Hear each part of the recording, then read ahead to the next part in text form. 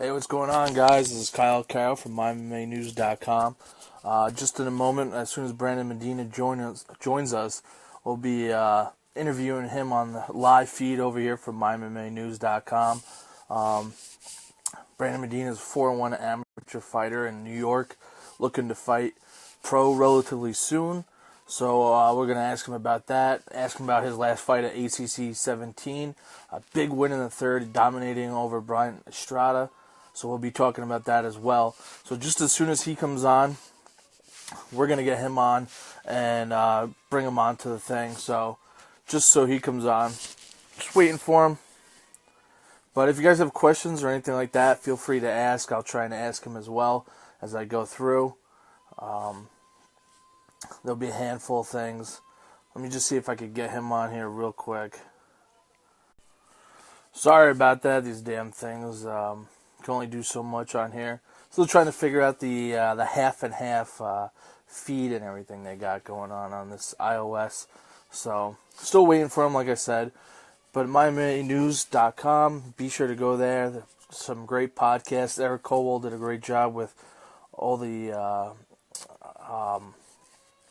different awards he had for this year, which was pretty sweet.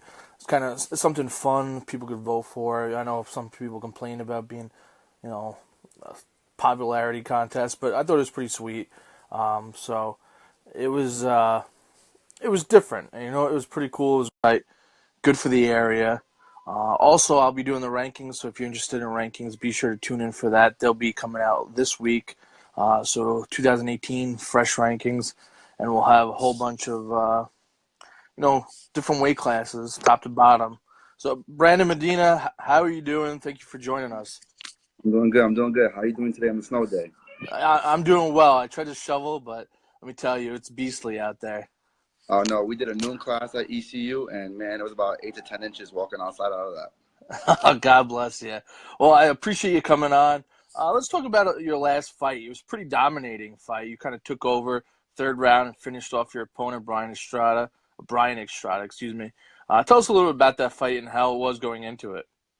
Well, I was coming off a shoulder surgery, so the first thing I wanted to do that fight was definitely work a lot of control, right? Pacing the fight, keeping it where I wanted to, or if I was in a bad situation, not really wilding out, doing anything to tweak anything or make any crazy hesitant movements. So I did well with that. I was also looking to be coming back and have a good mental mindset. Coming off injury, a lot of people get a little nervous and a little tense. I want to just go with the flow of the fight and definitely beat Brian Estrada where he would take me down, or he did take me. I let him take me down and beat him on the ground, so he didn't have any opportunity there. Yeah, like you said, he took you down, and when he did take you down, I believe you had a reversal and kind of took over after that. Throughout the fight, you dominated, but your brother also fought him previously to you fighting him. What did you know from your brother fighting him that you were able to use for this fight? Well, we've done Muay Thai before. We've done 4 Thai fights before I even started doing MMA fights, so I like striking as well. When Christian fought him, Christian Medina, my twin brother, which is pro now, Christian struck with him, and then Brian Estrada immediately went to the clinch, and I wanted to go for the takedown, so I was expecting the takedown from him. So I was kind of like waiting on it, sitting on it, seeing how is he going to set it up. And it was looking like he was waiting for me to throw most of the fight. And that's what it came down to, me throwing a punch or me doing this to gauge it necessarily.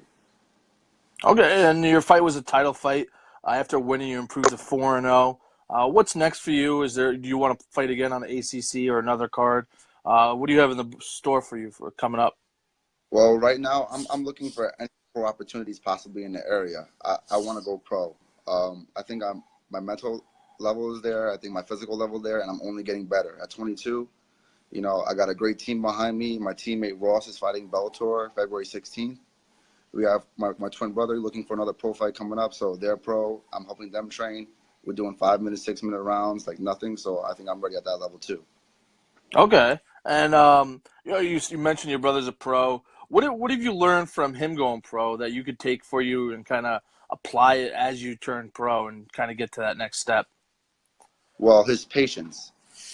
With him and my teammate Ross right now, 3 minutes is only so much amount of time to do so much amount of things in. 5 minutes is a lot easier to gas out. and you definitely have to start controlling it and be a little bit more precise and fluid throughout the fight. So definitely during my last fight, I tried doing that, not pushing the pace where I would gas out, but definitely being good throughout the whole round, each round, not being tired. And I've seen you fought bantamweight as well as flyweight. You usually fight at flyweight. Is there a chance that you'll bounce back and forth as a pro, or do you want to stay at 125? Well, bantamweight is an easy weight cut for me. I walk around 145, 150, so it's not really a hard cut. But when I went down to flyweight recently versus Brian Estrada, I was 123. All right, that was dieting 100%, 10 weeks out, full meal prep. I didn't hit the steam room. I didn't hit the sauna. I didn't do no water cuts. I was 123 healthy. That's awesome. If you're able to cut like that and really not affect you. Now, do you normally diet? I know we spoke before your fight. Dieting is a big part of it. How much does that help going into the fight and cutting and being like on weight like you said you were? There wasn't much of a cut. So much. Doing it 10 weeks out is very important because you don't want to cut 20 pounds in the last week or 2 weeks or 3 weeks. I hear some people doing that, and that's just not good. It's putting too much stress on your body. You're cutting the amount of food from a lot to nothing in a minimum amount of time. And I also want to be training close to fight weight as possible, 3 weeks out, 2 weeks out, so I don't get tired at that weight. Okay. So how do you change your, I guess, your style of training and your, I guess, the amount of training or, I guess, the regimen in order to fight 5 minute rounds? Well, right now what we're doing is first thing is you have to jump in and start doing the stamina. That's the hardest part of doing it, right? Just getting used to being 5 minutes or 6 minute rounds from 3 minute rounds or 4 minute rounds, whatever you're doing. After that, definitely I'm learning how to pace myself throughout the rounds because you can't go 100% for 5 minutes. You got to throw a little bit here, give a position here, looking for the better possible outcome, you know? Mm-hmm. And once again, it's a lot of trial and error. I'm still learning a lot from Christian and Ross and my coach Tito and all the guys that help me at the gym. There's a lot still learning from that, especially going to the level of being pro. So you just got to be like, I'm open ear. Whatever advice they can give me, I'm taking it. You know, I'm also taking my training more serious. We're going to Mexico to train with Sean Alvarez. That's my coach's lineage. All right. My twin brother went out to train in Denver with Ludwig's gym. All right. So it's like we're actually taking the next step and going training in different places. I've been to Syndicate as well. And it's all thanks to my head instructor, Coach Tito, because he has great connections, you know. Awesome. Now, how do you believe this is going to help you training and going to another gym? What is this going to do for you mentally, physically, and I guess just inside the cage itself? I mean, as a 22-year-old, and I've been training with my instructor, Coach Tito, since 15, jumping into the MMA game at 18 years old, fighting ACC 4, fighting the original when I turned 18, fighting that aggressive combat. A lot has changed, you know, especially through the amateur levels, whether you go through your bumps in the road where you don't take some fight camp so serious, you don't take your dieting serious, where now dieting and mentality and mental focus is 100% needed. So when I go to these other training camps, I'm getting different bodies. Just you get that adrenaline from training with different bodies that you've never been with before. And when you're training at the same gym all the time, you get used to their game and you get used to the vibe. I want to always change it up.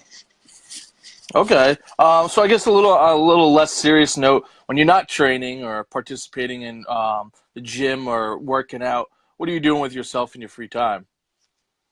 Well, right now, pretty much I go to school full time. I'm a college student. So I went back recently to get my business management marketing degree. So in future, I could open my own business. I watch a lot of UFC Fight Pass. I watch UFC a lot. I'm starting to learn to play poker from one of my friends. So it's kind of cool. So it's a little bit of busy work. But now since I have the month off, I'm actually training a lot with my teammate Ross, helping him get ready for his debut in Bellator February 16th. Okay. And Texas Hold'em, I'm assuming? Yep, Texas Hold'em. Always a great game. You just watch a lot of UFC, you said. It sounds like you're a big fan of it. What fighters do you like to watch and kind of emulate yourself after, if you do? Well, right now, there's a lot. I just watched the recent fights, and I can say the most recent one, I like how Khabib just dominated and destroyed Barboza. He took those leg kicks were hard in the first round, but just took him down and just destroyed him on the ground with complete domination for 3 rounds. I like GSP as well. I like Cody Garbrandt. I like TJ Dillashaw, even though they were both rivals. I know I like all the up and comers, the young stars now, because it's just a different MMA game. They grow into it instead of being more one sided necessarily. Okay. Is there any fighters that inspire you, or anyone outside of MMA that inspires you to train, fight? George St. Pierre was the first one that I ever remembered his name. Any other fighter, I didn't really remember their name. No one caught my eye, but George St. Pierre, that was the first guy. He was fighting, who's that wrestler from Ohio? Josh Koscheck. Oh, okay, yeah. Yeah, that's the one that got it. Yeah, where he worked him with a jab in that round too. He kind of jabbed him and then took him down. Had a Yeah, swollen eye. yeah, yeah. That was impressive showing by GSP. I think I Uh, was 12 at the time. yeah, it was quite a few years ago. Yeah, about 6 or 7 now. Oh, jeez. No, Uh, 10. I'm 22, man. um, so do you have any like types of food or anything after you weigh in? Do you enjoy eating or anything like that? Any routines you have after you finish cutting? Well, right now, this last fight, my thing was garlic bread. I didn't know why. My last fight was just garlic bread. I like carving up after the fight. With Definitely. the mozzarella cheese on it too? Yes, mozzarella cheese. I don't like it cold. It has to be toasted right out the oven. When I get Definitely. it has to be. Um, After weigh-ins, definitely I have a gallon of water and Pedialyte, and sometimes like a small peanut butter and jelly. Because right after weigh-ins, you can't eat a lot. Some people I see trying to scarf down food, you're gonna get sick like that. Hmm. So, and I also went through experience of doing that, trying to scarf down a lot, and I get sick doing that. So once again, it comes trial and error. That's why they call it amateurs. You know, small portion right after the weigh-ins, and then every 2 hours, 3 hours, eat a meal. I'll stay up till 1 o'clock, 2 o'clock in the morning anyway. I'm a college kid, doing that stuff. So, Definitely. and then pretty much day of fight, eat healthy, vegetables, maybe a whole wheat wrap, fruits going into the fight, Pedialyte and water. 3 to 4 hours out, I'm not eating anything until I fight. So as soon as hands are wrapped, Sounds good. Possibility of us seeing you fight again on ACC 18 in April. it's up to my instructor. Whatever he tells me to do, I jump on it. If he wants me to fight tomorrow, do something, I gotta do it tomorrow. So whatever he wants me to do. Well, you walked away with one of the titles. I believe was it the ACC or the USMTA one? The USMTA title. Okay, and I thought you fought a phenomenal fight. You dominated your opponent. Also you also won the inaugural performance of the night award, which was pretty sweet. I thought well Yeah, deserving. icing on the top, man. There was icing on the top. Well, and the last fight of the night was definitely competing, but I just thought your performance against the fighter, it was definitely worthy of winning the trophy.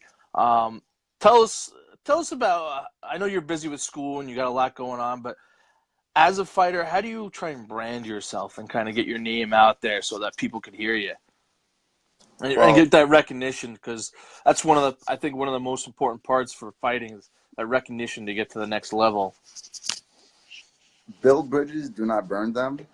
Right? Let's start with that. You gotta make as many friends in the game as possible, right? Because people can shut those doors on you as well. Right now, I'm going back to school for marketing, so this is the whole Okay. right. I gotta learn how to market myself, brand myself, brand loyalty. Once again, if I have a shirt, I know a certain select group of people are always gonna buy the shirt. I want that group to get bigger and bigger eventually, right? Instead of having 100 people come to my fight, I want to have 200 people come to my fight. But all that is by getting connections, word to mouth right now. Because there's thousands of fighters, on the UFC. Every week there's a different fighter, and sometimes you don't know their names. But I gotta get that loyalty of every time I fight, 200 people come and see me, 300 people come and see me. Just keep getting that loyalty, and hopefully by building these bridges, it will come out that way. You know, working with kids a lot too, it does help because now it's a family thing. I teach kids and adults at my gym, so the kids and the parents they love coming to see me fight. So that's a very exciting thing as well, and that brings the whole family. That's 4 or 5 tickets right there. Could be 10 tickets. You bring your cousins too. So I'm always trying to be positive influences in everybody's life. Yeah, you definitely had a big crowd. I knew Luis Gonzalez was there. Jillian DeCourcy was there. You had a big fan base in the crowd. It was real loud for you as well. Is there anyone outside of MMA that inspires you? We Yeah. had Danny Maldonado on earlier, and he was telling me his unborn children inspire him / his sperm. Well, wow. It was the first I've ever heard. It was unique. I got to say that. I was actually just listening to it, just checking in on, see what everybody was saying. Wow. Honestly, my uncle, like he's related to martial arts, but at that point in time, he was just a figure in my life. He was his name is Bruce Lee Cabazo Ortiz, and when I was 6 years old, I did karate with him. Right, I didn't like it so much because I was a kid. I was like playful. I didn't take it too serious, and me watching him take it serious changed my life. You know how he can be a 150-pound guy, 150-pound guy, and just destroy guys at 250 pounds.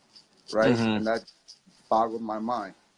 And then after that, my also another big figure in my life is my dad. You know, he's a single father. My mom lives in Florida. Nothing against her, you know, but my dad's been taking care of me since I was 6 years old. You know, he supported my MMA career. He supports my diet. He has the house I live under. You know, so Mm-hmm. when I go pro and I make all this hundreds of millions of dollars, is gonna go to him as well. Awesome. You know? Awesome. How can fans find you on social media if you are on Instagram or Twitter? All right. You can guys find me on Brandon B52 Medina. On Facebook, Brandon C. Medina, and Twitter, B52 Medina. Same thing as that. Once again, I'm always on there. I follow everybody back. If you're fighters, I'm always posting pictures, keeping up. And if you have any questions, answer my DM. I'm not Hollywood like that, like other people are. You know. Awesome.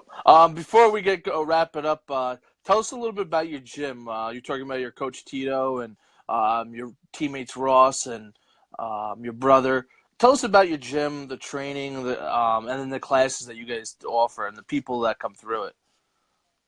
Well, first thing is we have a lot of officers, a lot of state troopers, you know, a lot of law enforcement, period. Okay, we have teachers, we have doctors. It's a crazy variety of people anyway. We're up in Riverdale, 5763 Broadway, 10463 Bronx, New York. That's where we're located at. We do Muay Thai, Brazilian Jiu-Jitsu. We have MMA. We have judo classes as well.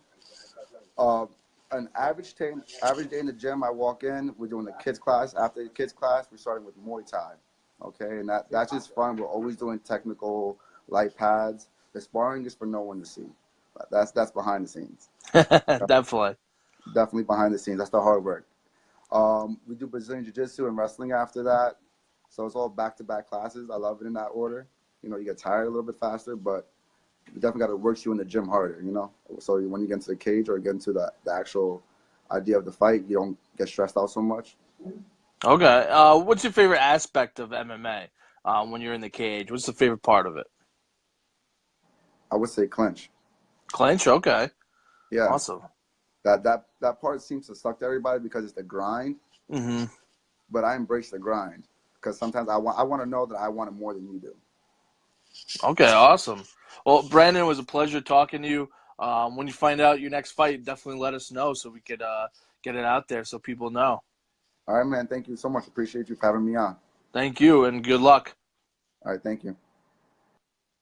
Ladies and gentlemen, that was Brandon Medina, ACC champion with the USMTA belt. Great guy. Like you said, he's a college student. Trains hard every day. He's going to Mexico to train. So definitely check him out on social media. Brandon B52 Medina. This is My MMA News. Kyle Carroll. Thanks for tuning in.